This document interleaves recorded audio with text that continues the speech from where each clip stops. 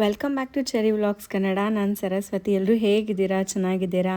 ನಾವು ಕೂಡ ತುಂಬ ಚೆನ್ನಾಗಿದ್ದೀವಿ ಅಂತ ಹೇಳ್ತಾ ಇವತ್ತಿನ ವೀಡಿಯೋನ ಸ್ಟಾರ್ಟ್ ಮಾಡ್ತಾ ಇದ್ದೀನಿ. ವಿಡಿಯೋ ಸ್ಟಾರ್ಟ್ ಮಾಡೋದಕ್ಕೂ ಮುಂಚೆ ಇನ್ನೂ ಯಾರೆಲ್ಲ ನನ್ನ ಚಾನಲ್ನ ಸಬ್ಸ್ಕ್ರೈಬ್ ಮಾಡಿಲ್ಲ, ಪ್ಲೀಸ್ ಸಬ್ಸ್ಕ್ರೈಬ್ ಮಾಡಿ, ಸಪೋರ್ಟ್ ಮಾಡಿ.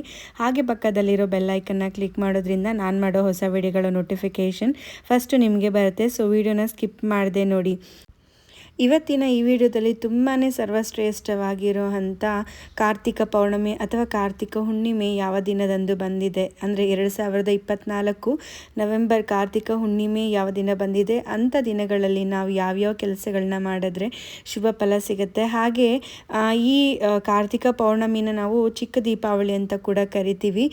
ಈ ಚಿಕ್ಕ ದೀಪಾವಳಿ ಯಾಕೆ ಅಂತ ಹೇಳಿದ್ರೆ ನಮಗೆ ದೊಡ್ಡ ಹಬ್ಬ ಅಂತ ಹೇಳಿದ್ರೆ ದೀಪಾವಳಿ ದಿನ ಯಾರು ಹಬ್ಬ ಮಾಡೋಕ್ಕಾಗಿಲ್ಲ ಅಂತ ಹೇಳೋರು ಈ ಚಿಕ್ಕ ದೀಪಾವಳಿ ಅಂತ ಏನು ಕರೀತಾರೆ ಪೌರ್ಣಮಿ, ಕಾರ್ತಿಕ ಪೌರ್ಣಮಿನಲ್ಲಿ ಚಿಕ್ಕ ದೀಪಾವಳಿ ಕೂಡ ಮಾಡ್ಬೋದು. ಹಾಗೆ ತುಳಸಿ ಹಬ್ಬ ಯಾರೆಲ್ಲ ಮಾಡೋಕ್ಕಾಗಿಲ್ಲ 12 ಮತ್ತು 13ನೇ ತಾರೀಕು ಅವರು ಕೂಡ ಇವತ್ತಿನ ದಿನ ಕಾರ್ತಿಕ ಪೌರ್ಣಮಿ ದಿವಸ ತುಳಸಿ ಹಬ್ಬ ಕೂಡ ಮಾಡೋದು ತುಂಬಾ ಒಳ್ಳೆಯದು. ಹಾಗೆ ನಾವು ಶಿವನ ಆರಾಧನೆಯನ್ನು ಈ ಕಾರ್ತಿಕ ಮಾಸದಲ್ಲಿ ಮಾಡ್ತೀವಿ. ಹಾಗೆ ವಿಷ್ಣುವನ್ನು ಕೂಡ ನಾವು ಪೂಜೆನ ಮಾಡ್ತೀವಿ.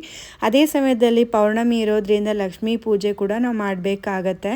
ಇಂಥ ಸಮಯದಲ್ಲಿ 365 ಬತ್ತಿಯ ದೀಪಾರಾಧನೆಯನ್ನು ಕೂಡ ವಿಶೇಷವಾಗಿ ನಾವು ಮಾಡ್ಬೋದು. ಮನೆಯಲ್ಲಾದರೂ ಮಾಡ್ಬೋದು ಅಥವಾ ದೇವಸ್ಥಾನದಲ್ಲಿ ಕೂಡ ಹೋಗಿ ನಾವು ದೀಪಾರಾಧನೆ ಮಾಡೋದು ತುಂಬಾ ಒಳ್ಳೆಯದು. ಇನ್ನು ಈ 365 ಬತ್ತಿ ದೀಪಾರಾಧನೆ ಏನಕ್ಕೆ ಮಾಡಬೇಕು ಅಂತ ಹೇಳೋದಾದರೆ ಪ್ರತಿದಿನ 365 ದಿನ ಕೂಡ ನಮಗೆ ಪೂಜೆ ಮಾಡೋದಕ್ಕೆ ಆಗಿರೋದಿಲ್ಲ. ಕೆಲವೊಂದು ಸಲ ಮನೆಯಲ್ಲಿ ಹೆಣ್ಮಕ್ಳಿರೋದ್ರಿಂದ ತಿಂಗಳ ಪ್ರಾಬ್ಲಮ್ ಕೂಡ ಇರುತ್ತೆ. ಹಾಗೆ ಸೂತಕಗಳು ಕೂಡ ಕೆಲವೊಂದು ಮನೆಗಳಲ್ಲಿ ಆಗಿರುತ್ತೆ. ಸೊ ಅದರಿಂದ ಕೆಲವೊಂದು ಸಮಯದಲ್ಲಿ ನಾವು ಪೂಜೆನ ಮಾಡೋಕ್ಕಾಗಿರಲ್ಲ ಅನ್ನೋ ಕಾರಣಕ್ಕೋಸ್ಕರ ಈ 365 ದೀಪಾರಾಧನೆಯನ್ನು ಮಾಡ್ಬೋದು. ಏನು ಇದರ ಫಲ ಅಂತ ಹೇಳಿದ್ರೆ ನಾವು ಒಂದು ದಿನ ಈ 365 ದೀಪದ ಬತ್ತಿ ಏನಿರುತ್ತೆ ಅದರದ್ದು ದೀಪಾರಾಧನೆ ಮಾಡೋದ್ರಿಂದ ಪ್ರತಿದಿನ ನಾವು ಪೂಜೆ ಮಾಡಿದಷ್ಟೇ ಫಲ ಸಿಗುತ್ತೆ ಅಂತಲೇ ಹೇಳ್ಬೋದು. ಇನ್ನು ಈ ಕಾರ್ತಿಕ ಪೌರ್ಣಮಿ 2024 ನವೆಂಬರ್ ಯಾವ ದಿನ ಬಂದಿದೆ ಅಂತ ಹೇಳಿದ್ರೆ 15ನೇ ತಾರೀಕು ಶುಕ್ರವಾರ ಕಾರ್ತಿಕ ಪೌರ್ಣಮಿ ಸ್ಟಾರ್ಟ್ ಆಗುತ್ತೆ. ಇವತ್ತಿನ ದಿನ ಬೇಕಾದ್ರೆ ತುಳಸಿ ಹಬ್ಬ ಕೂಡ ಮಾಡ್ಬೋದು. ಹಾಗೆ ಚಿಕ್ಕ ದೀಪಾವಳಿ ಕೂಡ ಮಾಡ್ಬೋದು. ಇನ್ನು ವಿಶೇಷವಾಗಿ ದೇವಸ್ಥಾನಗಳಿಗೆ ಹೋಗಿ ದೀಪಾರಾಧನೆಯನ್ನು ಮಾಡ್ಬೋದು.